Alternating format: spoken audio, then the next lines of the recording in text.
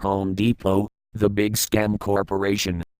I just made a video on Home Depot not wanting a review on one of the items they sell, claiming it would drive business away. It's really sad that a company wants to keep the truth away from potential customers so they may be stuck with garbage. Well, now the even greater expose on what a big scam the Home Depot Corporation is. I was hired to work in the Colma, California Home Depot store. There was a paid two-day safety orientation, conducted in the San Carlos store. It was stressed in the safety orientation that we were to report bent and or dislocated racks. I was told to bring the safety orientation time slip to the Colma, California store, which I promptly did. Upon walking in the lumber area, I noticed numerous bent and dislocated lumber racks. I was wondering, how could scores of employees and including the managers not notice these extremely obvious and highly dangerous safety hazards? Well, in being logical, I made a report of the safety infractions.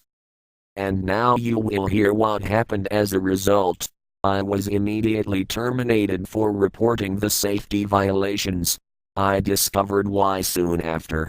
I was hired at the end of November 1999, and it was until the end of January 2000 that the racks were getting fixed. Home Depot didn't want to lose out on business, that is, money during the big Christmas rush. So this is how it is. Home Depot values profits over the safety of both its employees and of its customers. In my opinion, I was deserving of about $100,000 for this outrageous act done by Home Depot. Also, Home Depot took an entire year and a half to pay for the second day of the safety orientation. By California's state law, I was entitled to an entire month's pay because of the extremely long delay. I kept contacting the Southern California regional office requesting to get paid, but the haters of humanity who sold their souls to the Home Depot Corporation toyed with me and wouldn't pay until they were pushed to do so by the state of California. Home Depot made a whimsical excuse for why they didn't pay me. The state of California should have not allowed Home Depot to get away with their obvious mishandling of my wages. I was thinking Home Depot had to have some inside help, corruption if you will, to prevent a fine to be levied. It could be something like Jeffrey Epstein getting a sweet deal. We may never know what kind of corruption was involved.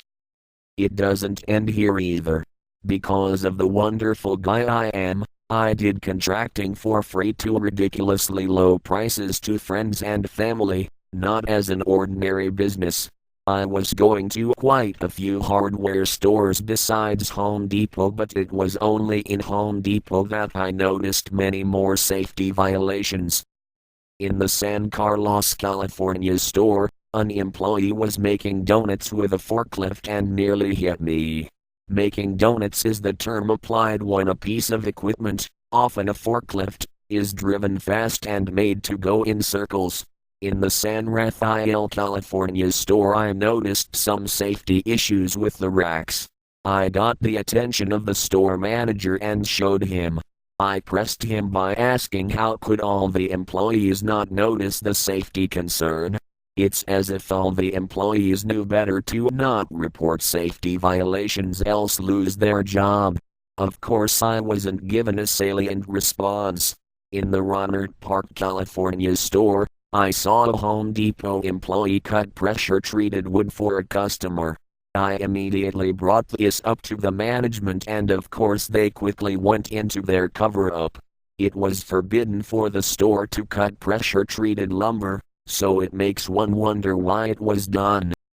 I would bet all the money I have that if I were hired to look at all the Home Depot stores, it'd be a never-ending task of identifying safety issues.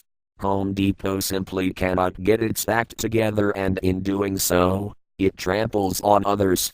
Home Depot management doesn't seem to care. They certainly showed how ugly they could be in dealing with me.